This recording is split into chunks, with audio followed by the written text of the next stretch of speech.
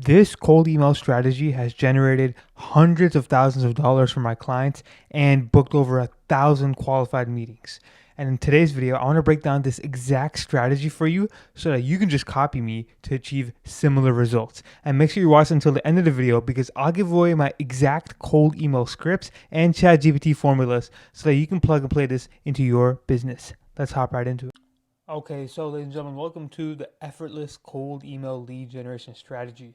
Now, oftentimes a cold email, especially now in 2025, there's a lot of AI, unique personalization, specialization, all that other extra stuff, which does work. But this is quite literally effortless. We are going to use AI here in a little bit, but it's quite literally effortless. It doesn't take too much time or effort or money to actually do. And I'm sure that every single one of you watching this video, if you run a B2B business, can apply this strategy to your offer, to your services, to your products to book more meetings so that you can sign more customers and sign more clients, right? So let's get right into it.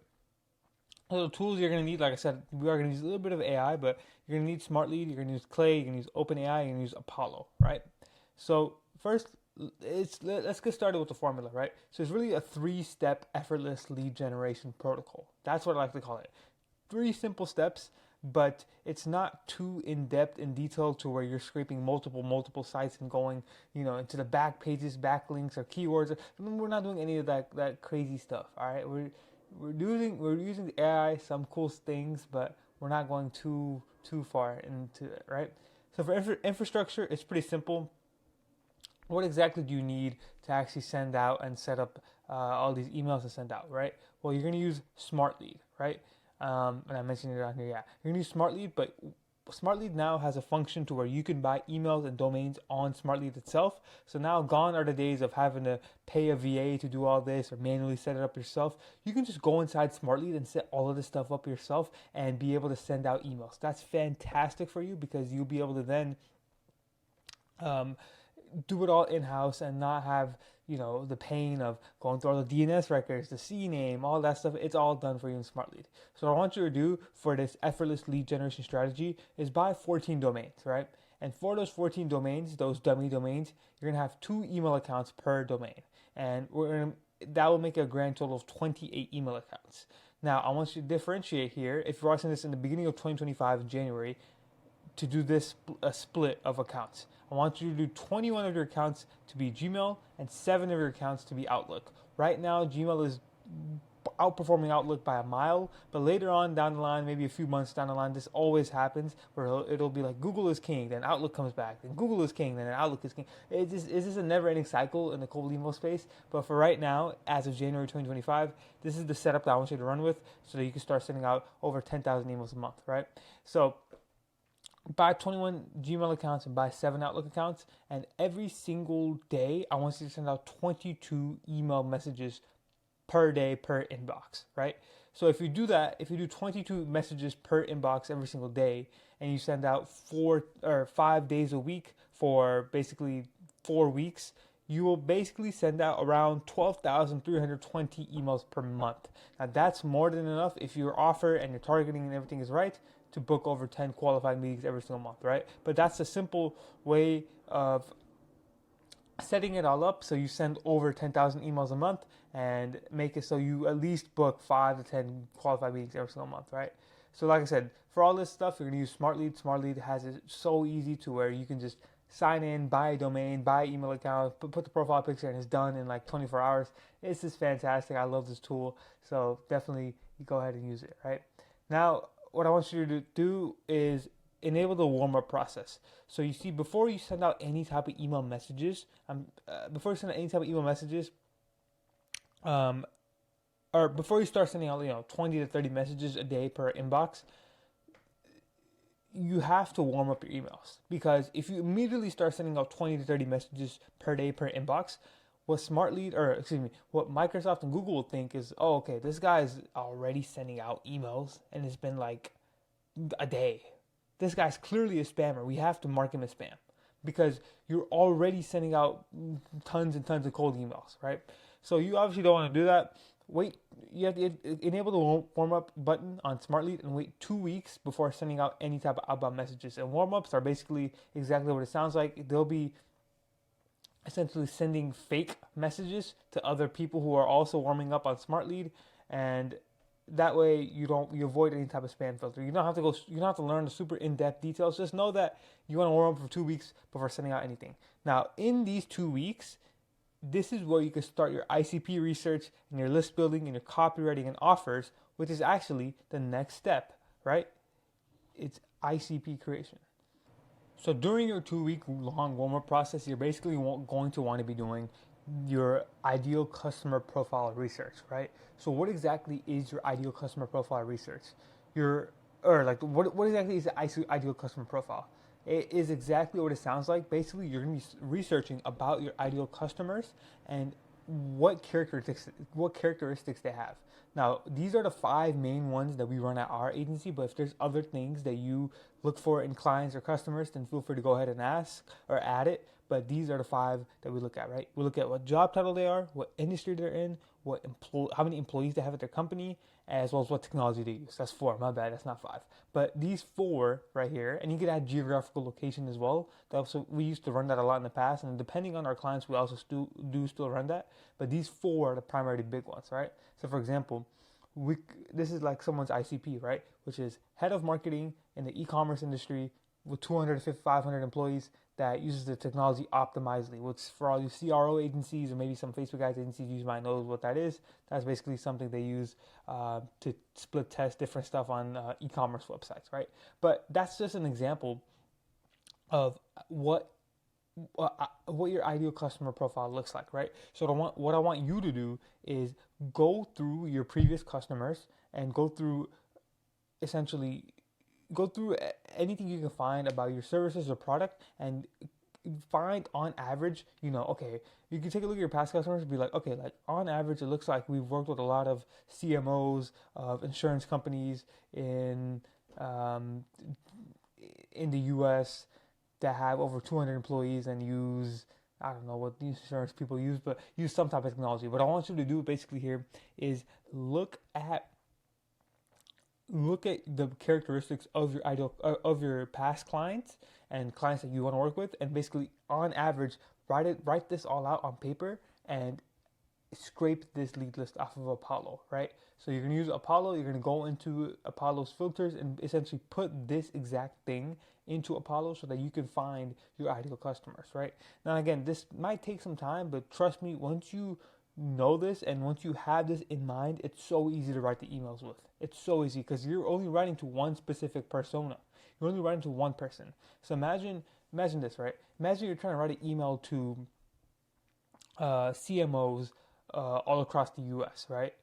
So it's CMOs all across the U.S. Doesn't matter industry, doesn't matter company size, doesn't matter what technology they use. But imagine now you only get to write to CMOs of health and wellness companies that have over 11 to 50 employees.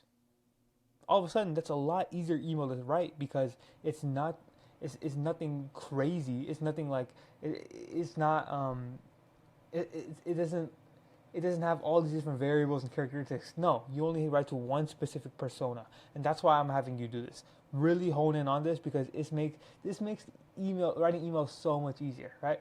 And the reason why is because you'll be able to understand your target market's pain points and desires, right? You'll be able to know, okay, this is what my target market wants. This is the pain points they have. This is desires what they have. Whatever it may be, you'll be able to understand everything because you're only running to one specific persona, right? And for this, you can either do 3 things. You either 1, use ChatGPT, which I'll show you how to do later. 2, talk to your current customers and current clients and be like, hey, what made you, before working with us, what are some pain points you had? What were some desires you had? Now, how have we helped you, right? You can do that, or you can get into communities where your ideal customers are. I remember a few years ago when we were running lead generation for insurance companies, one thing that we did was insurance companies that worked with construction companies, we actually got into we got into Facebook groups of construction companies and then asked around in there about, hey, like, how's your insurance? So, like, what's some pain points you have in your insurance? And they'll tell us, like, yeah, man, these insurance companies, they don't really have good coverage on this or this or this or scaffolding or whatever it may be. But basically, we got into a place or a group or area where they reside and we asked them direct questions about our services or products. And that made the emails a lot easier to write to, right? So Do all three of these things. These are fantastic. But here's actually how you do this for ChatGPT, right? You basically want to go ask GPT and say, hey, you are an outbound expert that operates a lead generation agency. And by the way, this is some secret sauce I'm giving you guys because this is how I do market research at our agency to get results for our clients, right? This is the exact prompts we use. And before I do get into all that, shout out to Christian Placienza from LinkedIn and YouTube for this prompt because this prompt works really well. So anyway, it says, okay, you are an outbound expert that operates a lead generation agency. One of your outbound clients is for this company, and you put the company website that works with whatever industry. So one of your outbound clients, and put your company name, and you work with whoever, right? You work with insurance companies, you work with health and wellness companies, you work with medical companies, whatever, right? Please answer the following questions to help us uncover this messaging, right? And you say, okay, how do they benefit from your offer? What pain points do they have? What potential unique advantages do they receive from your offer? And what specific results would they want from your offer? And then it'll go into detail on all of this, on what exactly how and what exactly they benefit from. And again, this is insane ammo to have because this makes writing the email so much easier. And what I want you to do is once you have all of this, you can honestly copy paste it, put it on a doc, and so when you're writing the emails, you can reference it all, right? So for example, for this company that helps roadside assistant companies, they help them with lead generation, they help them rank higher. Some pain points they have is like, okay, like they, what pain points that they have is relevant to this SEO company's offer. They have low visibility in local searches. There's a lot of competition. They don't really get leads like that. Blah blah blah blah blah. And then this third part is like, what potential unique advantages do they receive from your offer? This is how you stand out. This is like the unique selling point that you can basically have, right? And in here, it basically just says, hey, yeah, your company it stands out when helping roadside companies because this, and this, right? And what specific results would they want from your offer? This is really good for coming up with different offer ideas where you can be like, okay, you can make an offer about calling, you can make an offer about ranking higher on Google, you can make an offer about more revenue, whatever it may be. This is kind of generic because it's SEO and PPC, but for you, those of you that have software offers or unique products that aren't really on the market, aren't as common as something like SEO, this can be super. This fourth question can be super helpful because you can ask it to go more in detail on what exactly would my ideal customer want from my offer, right? And you could be in detail, and it will give you a good amount of ammo, right? So once you have all this, like I said, write down everything and use them to formulate an offer. I cannot stress this enough. This is all great ammo to have. That way you'll be able to write the best emails possible, right? So with that said, now let's get into copywriting and offers, right? We could first get into offers, right? So with all B2B offers, so if you're business to business, there's going to be three main things you're going to focus on. Your offer or your services or your product will help your clients either make more money, and save time. And I want you to keep this at the back of your head when trying to come up with the offer for your services or product. Every single B2B offer is either making more money, or saving more time. Every single time, right? And what you can do now that you know the pain points, is tie your offer into the pain points or desires that they may have, right? So for example, one of our clients worked with physical therapy clinics, and one of their pain points is beating competition and standing out when everybody perceives physical therapy clinics as the same thing, right? So what we did was we tied our offer into that. We said, hey, we will help you beat this physical therapy clinic down the street with our lead acquisition funnel. The whole time, the lead acquisition funnel was this PPC, right? But we didn't dress it up as this PPC. We said, hey, using our lead acquisition funnel, we will help you beat your competitors to become the number one physical therapy clinic in your city, right? So when you tie your services or product or your offer into their pain points and helping them alleviate pain or get to their desire, your offer becomes so much better, right? So that's all I want to really get across for offers. If you want to learn more, really go read Alex Hormozi's book, $100 Million Offers. Fantastic resource to have that anybody can have when it comes to learning about offers. But really, just think about it like this. All B2B offers have either make money, or save time. Tie your offer into their pain points and desires, which you should have got from the last step. And if you tie it into that, it will make your offer even better, right? So for scripts itself, it's pretty simple and self-explanatory. But and I say this a lot on my YouTube, but for those who don't know, keep your scripts short, keep it simple.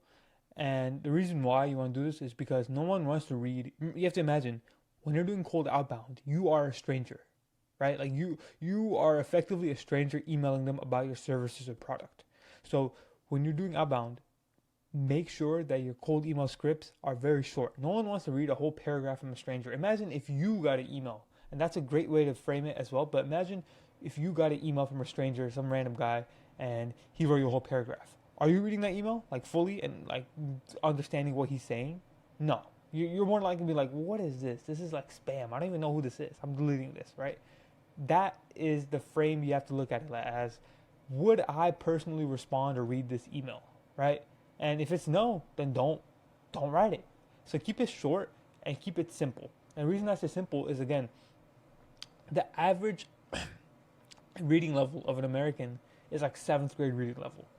So all across the board, on average, even if you're working with lawyers, even if you're working with doctors, keep it simple by writing a simple essay, right? Oftentimes, a lot of people, they think they have to do some type of fancy messaging or AI, make it sound like a Harvard MLA format essay, but you don't need all of that. You just keep it simple, and it's totally fine, right? You don't need like this insane amount of pedigree of English to book meetings. No, no, no. Even if you're emailing doctors, even if you're emailing lawyers or any other high level PhD level vocation or job, what will end up happening is if you send that doctor or dentist or lawyer that email and they receive it, and throughout their day to day they get like all this high level stuff, but your email is like simple seventh grade reading level or below, it'll be like a pattern interrupt for them. They'll be like, oh wow, I don't usually get emails like this simple from people. Oh, this is interesting. I'll check out what he has to say, right? Or I'm interested in learning more, sure.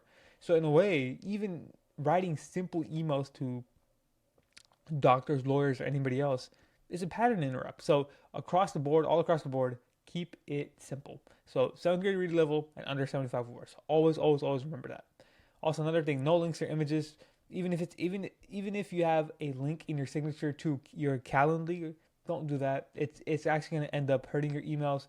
You're going to land in spam because if you have a link, Microsoft and Google will think you're sending out phishing or like bad stuff or spam, whatever it may be. So don't send out anything at all. You can send it one to one. If somebody agrees to a meeting with you, you could be like, hey, here's my calendar, book a time. That's fine. But if you're just cold emailing 3,000 people in the lead list, and you have links in every single email, it's not going to end up well for you, my friend. So don't do that. And then finally, ask an open-ended call to action. So what I mean is, do not pitch a call immediately in the first email. Do not say, hey, I would love to hop on a call with you. Would you be open to a call next week, in the first email or even in the second email? Only ask that after they reply yes to your email and you send some info over. So that's the thing. Open-ended call to action. Be like, hey, can I send more information? They're interested in hearing more, right? Don't ask for a call immediately. That's not going to end up well for you, right? And this is the format that I want you to follow. In the first line, I want you to do the pain point or personalization or the reason why you're reaching out, your offer, your case study, your call to action. There's quite literally 1,000 ways to skin the cat when it comes to cold email scripts. But if you follow this, and this has worked for years, if you follow this format and you keep it simple and it's under 75 words and you have no links or images and you have an open-ended call to action, it quite literally will print every single time. Every single time. This has never failed us. So follow this format. And an example of this can be something like this, right? So, see if I can zoom in here. So this script right here, which is like, hey, Jacob, I noticed how your website doesn't have much media coverage, which might make clients unsure about your trustworthiness, right? That's like a pain point or like the reason why you're reaching out. And we partner with you to make you the go-to medical authority with our studio quality videos so that you can solve this issue. This person recently, and then that's the offer basically. This person recently used our services to gain 50,000 followers and achieve over 1 million views on several videos. That's a case study. Can I send some examples to show you what we can do for you? That's the call to action, right? So call out the pain or have some personalization about whatever that they do. Make sure the personalization is relevant. Say the offer, then say the case study, then have the open-ended call to action, right? Now, when it comes to personalization, I should have said this before as well, but make sure that the personalization is relevant to them, right? Or relevant to your offer, right? Which I get into right here, right? You can use Clay to add personalization, and a few ways of adding personalization to your offer. It could be like customers they've worked with, LinkedIn posts that they made, something on their website, etc. But make sure that it's relevant to your offer. If not, put it in the PS line. So what I mean is, if your offer is my offer is cold email lead generation, right? What I can do in my offer is be like, hey, I saw your test, or I can tell Clay, I can use Clay to basically pull somebody they've worked with in the past. So let's say they've worked with Salesforce. I could in my email be like, hey, I saw you worked with Salesforce and you helped them optimize their website. We can book you 5 to 10 qualified meetings every single month with companies like Salesforce leveraging their case study. That type of offer is extremely relevant because it is quite literally that first line is personalized and is relevant to directly what I'm offering, which is lead generation, right? For you, let's say we've done this a lot for our clients who have videos. Let's say I think I've done it right here, right? Yeah, right here. So we've done this for our clients who make videos. This is what we've done, right? When we're reaching out to medical clinics, this is what we say. Hey, I saw the testimonial that Sarah left on how this doctor helped her with her breast reduction. We can turn your best testimonials like these into engaging videos so that you can build trust with patients and stand out amongst other surgeons. We recently helped this person create an intro video to help them educate their patients and build trust. Can I send it to you so that we can show you what we can do, right? So you see how this personalization, when it's talking about their customer, is directly tied to our offer. That is what your personalization should be. If it's something like, if you're selling something like SEO and you talk about, hey, I saw this LinkedIn post you made, there's no tie. And in my opinion, you're just wasting extra space. So don't, if the personalization is not relevant to your offer, don't use it. But what you can do is use something like this, put it in the PS line. So for this one, the personalization was not relevant to what we were selling, but we we still use the personalization just in a different way. Hey, Brittany, I'll get right into it. We can make you a company introduction video so that you can build trust with your patients and stand out amongst other surgeons. This person, oh, I should have blurred that. Use the intro video to make the intro video we made to better educate their patients and establish trust. Are you open to me sharing the videos to show you that what we can do? And then P.S. I saw the testimonial that Jamie left on your website about her positive postpartum experience, right? So the personalization here is not relevant to what we're selling, which is the company introduction video. But we still include it in the PS because it's not part of the main body, it's not part of the main email, but it still can be used for extra reply rates because having this right here makes you sound and look human, right? And that's all people want. They want to make sure they only reply to humans, right? They want to make sure that the person reaching out to them on the other side of the screen is a human and not some automated AI bot. So if you have this, still use it in the PS line, right? And like I said, so if you have the personalization related to your offer, use it in the main body. If you don't have it related to your offer, use it in the PS line. Pretty simple. So, ladies and gentlemen, I hope you found this valuable. That was my 3-step effortless lead generation protocol. And if you like videos like this, please press like and subscribe for more content just like this. And if you are any type of B2B business making over $30,000 a month or more, and you want 10 to 20 qualified booked calls every single month, click the link below and we can book a time to chat so that we can actually get you 10 to 20 qualified calls every single month. Thank you so much for watching, and I hope to see you on the next one. Peace out.